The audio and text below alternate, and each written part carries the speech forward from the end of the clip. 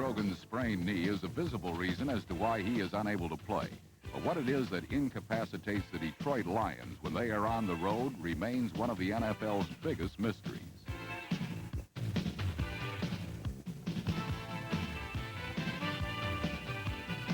Last Sunday in New England, the Lions, proud owners of a 6-0 record under their Silverdome, saw their wild card playoff hopes crash to the earth. The Lions' inability to play in the open air was apparent as the Patriots limited them to just 2 field goals. Meanwhile, New England quarterback Tony Eason was feeling right at home as his team's starting quarterback.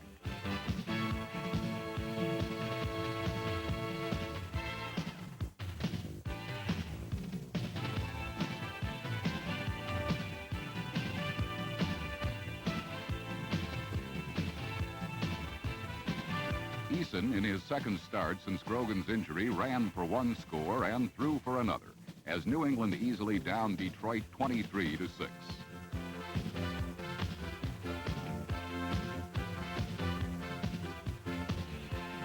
The victory kept the Patriots in a 3-way tie for the lead in the AFC East.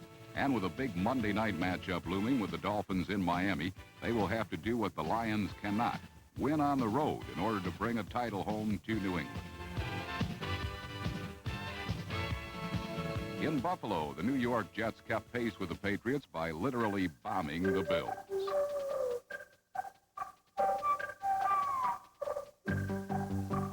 Ken O'Brien's club record 96-yard touchdown pass to Wesley Walker keyed a 21-point second quarter rally that led the Jets to a 27-7 victory.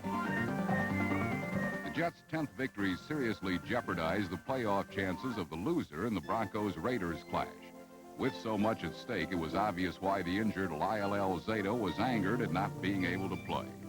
But what must have made Alzado sick to his stomach was the un-Raider-like approach that some of his teammates took in handling the Broncos. It is not often when you see the Raiders hugging their opponents. But who knows, maybe even the Raiders are susceptible to the holiday spirit. Whatever the reason, they did spend a good part of the game not only warmly embracing the Broncos, but also being downright charitable when it came to giving up the ball.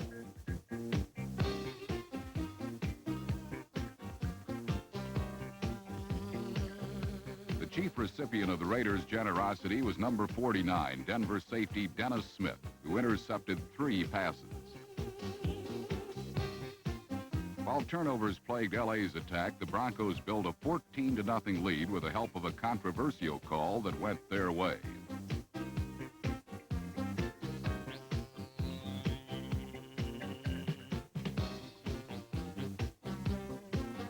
The referee's decision to award Denver a touchdown angered the Raiders, who responded by reverting back to their usual belligerent character.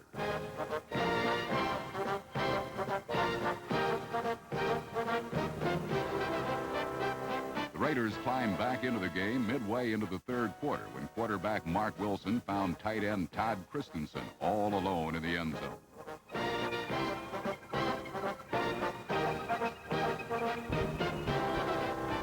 After going nearly 40 minutes without scoring a point, some of Christensen's teammates were clearly magnanimous in offering their congratulations.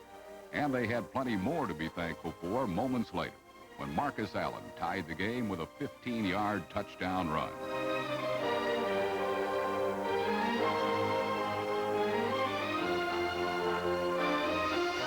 Regulation play ended with the score knotted at 14, and the day ended in Denver with black clouds and white snow, an eerily perfect setting for the Raiders to inflict their own form of sudden death.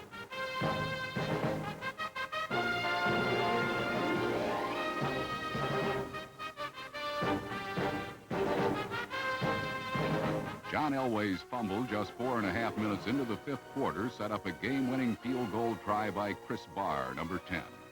Barr's 26-yard chip shot lifted the Raiders to a 17-14 victory that left them in sole possession of first place in the AFC West. It also gave the Raiders a good reason to be hugging each other instead of their opponents. For the Steelers' Chuck Noll and about 15 other head coaches in the NFL, Sunday's game was a must-win contest if his team had any hopes of making the playoffs. So Noel took the AFC's best defense to San Diego to face the league's best offense. It has been said that the best offense is a great defense, but the Chargers say otherwise. To them, the best offense has always been a great offense, especially when Pittsburgh's defenders fail to show up.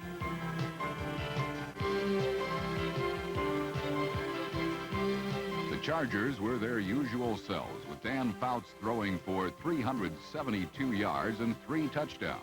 That included a 75-yarder to Wes Chandler, number 89.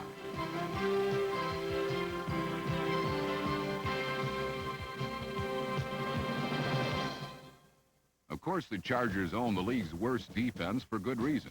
Despite putting 41 points on the board by the third quarter, they failed to hold Pittsburgh to any less. The Steelers trailed by as much as 2 touchdowns, but stayed in the game with a pair of touchdowns by Walter Abercrombie, number 34.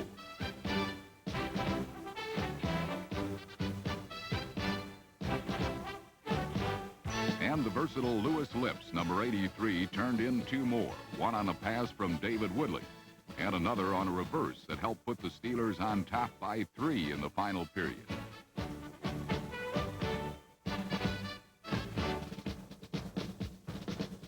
Ironically, it was San Diego's defense that ultimately won it for the Chargers. This much maligned unit forced 2 fumbles and intercepted David Woodley 3 times. The most critical takeaway occurred in the final period, when rookie safety Jeff Dale returned a Woodley pass 47 yards for the go-ahead touchdown.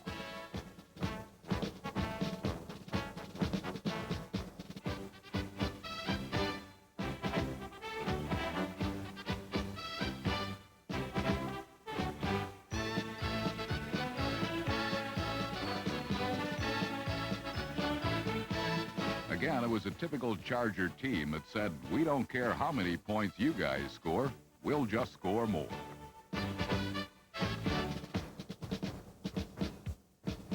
The end result was the 4th highest point total in NFL history, a score that most likely put the Steelers out of the playoffs for the first time in 4 years.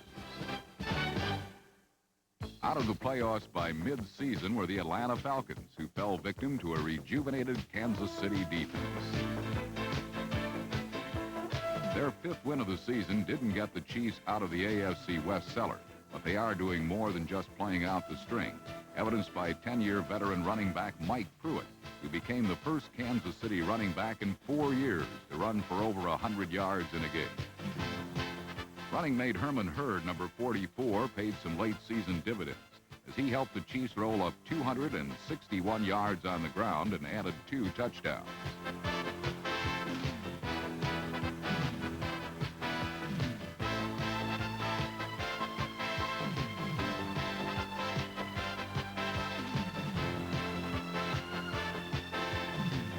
Quarterback Todd Blackledge threw 3 touchdown passes, one a 70-yarder to Stephon Page, number 83.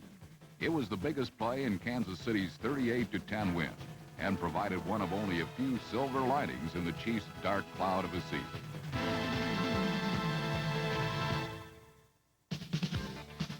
A dark cloud seemed to hover over the Redskins in their meeting with the Philadelphia Eagles, and Vernon Dean's war dance did little to turn things around.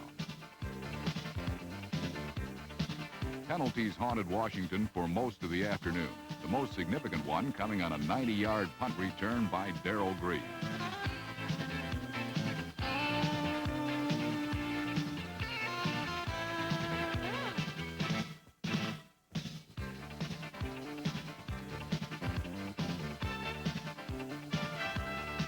An unnamed Redskin was called for illegal use of the hands. The touchdown was called back, and Washington found themselves on the short end of a 12-5 score. The dark clouds finally parted in the 3rd period when George Rogers found plenty of daylight in the Eagles' secondary and capped a 150-yard rushing day with a 28-yard touchdown run. Down by 2 points, the sun shined through for good for Washington when Jay Schrader spotted Gary Clark with a winning touchdown pass in the Skins' 17-12 come-from-behind win. Washington remains in the playoff chase, but the Eagles' late-season fall left them with no more must games to play. Stockings, the in-fashion craze in the NFL. elegant yet understated. On Sunday, Cardinal defenders like David Galloway may not have looked sharp, but they sure socked it to the Saints. While Vidal Sassoon and Gloria Vanderbilt winged lip gloss and styling mousse at their TV sets, Neil Lomax, while looking like a court jester, played like a crowned prince.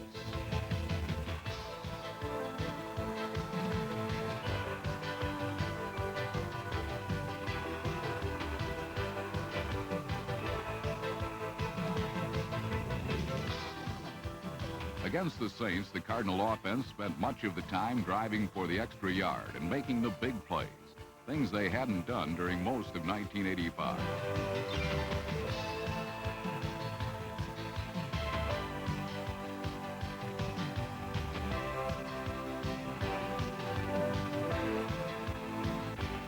In this most frustrating Cardinals season, one player, Livonia Albert "Stump" Mitchell, has proven that he is a truly dedicated and consistent player. Even in Red Sox, you still see a runner with desire and determination.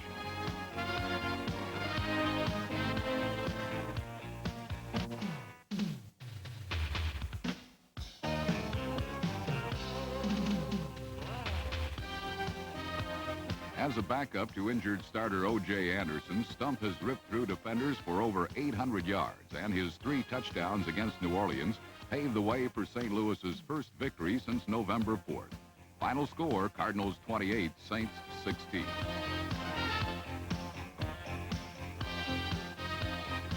In a world of glitter, Eric Dickersons and Marcus Allens, it is easy to ignore the grit, the Stump Mitchells, and the Joe Morrisons.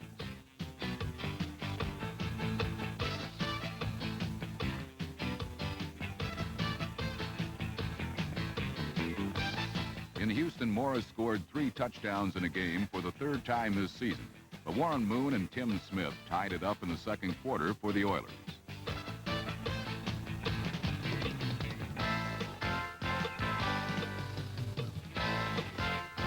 In a recent survey, the Astrodome floor was voted the hardest and cruelest surface to play on. But Lawrence Taylor found it just another stage on which to show off his many skills.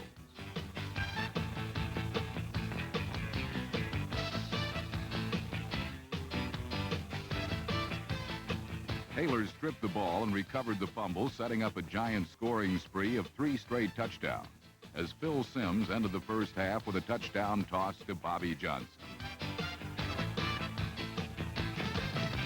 Neither team scored in the second half as New York's 35-14 halftime lead became a final.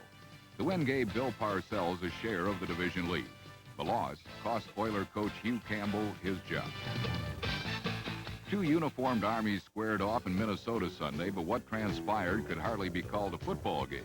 Rather a mixture of ping pong, pinball, and mud wrestling without the mud.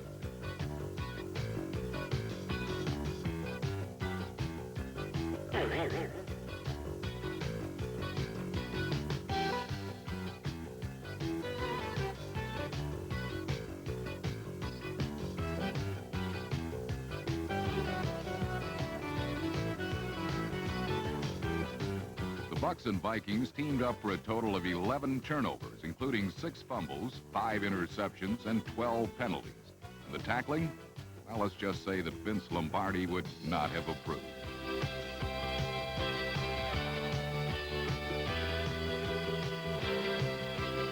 For the record, Bud Grant started 7 rookies, the most in his 28 years of coaching, and his youngsters won 26-7. The Vikings kept alive their slim wild-card playoff hopes, as did the Seattle Seahawks, guided by the hot hand of Dave Craig.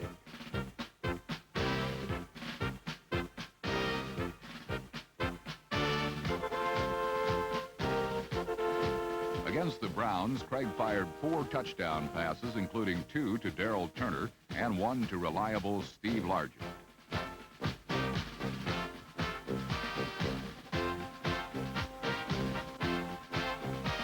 Seattle ran up 31 points, while Bernie Kosar could muster only 13 as Cleveland's win streak was snapped at 3. Both teams remain in the playoff picture with 2 pivotal games left. With a sky that suggested midnight in Siberia, playing a football game in Green Bay's Lambeau Field seemed about as inviting as serving 20 years of hard labor in a salt mine.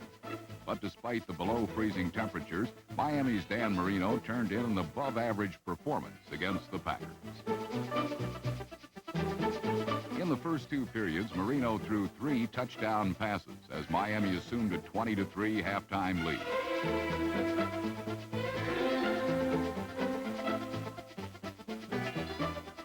But after the intermission, backup quarterback Jim Zorn mounted a ferocious Green Bay comeback. Number 80, James Lofton, grabbed one of 2 Zorn scoring passes, and the Packers went ahead 24-20. But just when it appeared that Miami was going to be chilled, Marino melted Green Bay's resolve with his hot hand.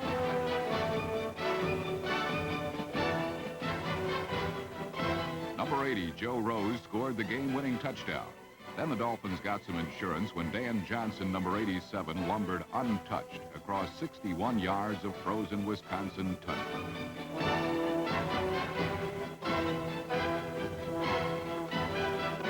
While the Dolphins' 34-24 win kept them in a 3-way tie for first in the hotly contested AFC East, the Packers were left out in the cold and out of the playoff picture. In Chicago, number 34, Walter Payton, is the smoking gun of a well-stocked Bears arsenal. And last weekend, the Indianapolis Colts became the latest team to be assaulted by this deadly weapon. Payton's third-quarter touchdown broke a 3-3 tie against a surprisingly tough Colt contingent. Jim McMahon, making his first start in over a month, directed a short-range passing game that kept the pressure off Payton, who produced his 9th straight 100 yards rushing performance. While Chicago's top-ranked defense figured to make life miserable for Mike Pagel, he was wrapped in a bear hug just one time during the afternoon. Pagel, like Dan Marino 2 weeks ago, rolled out often to defuse the explosive Bear blitz and threw a 61-yard touchdown pass to Wayne Capers, number 87. The Colts' scrappy performance in a 17-10 loss to heavily favored Chicago was one of the biggest surprises of the week.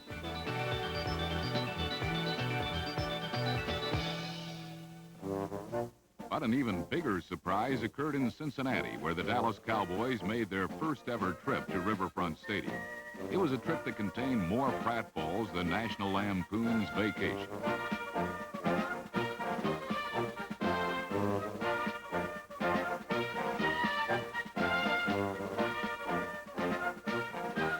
Dallas fumbled twice in the first quarter, and Danny White, a quarterback involved in a playoff chase, stumbled more often than Chevy Chase.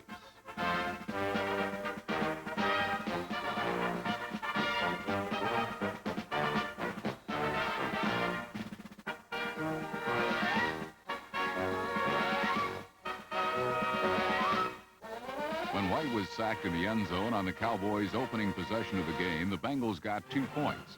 Then Cincinnati reeled off 20 more unanswered points in the initial period. A 45-yard catch and run by Eddie Brown, number 81, accounted for the first of 3 Boomer Esiason touchdown passes. And number 21, James Brooks, also made a substantial contribution by rushing for over 100 yards and a pair of scores.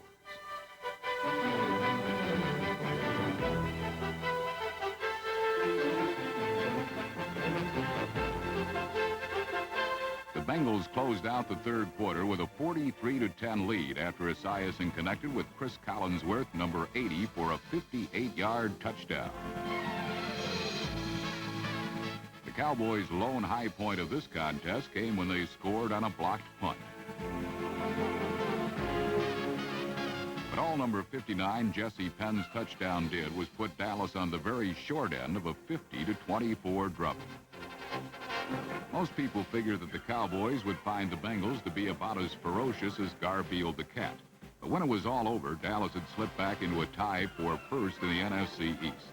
Another humiliating loss like this one, and the Cowboys could see their season fade quietly into the sunset.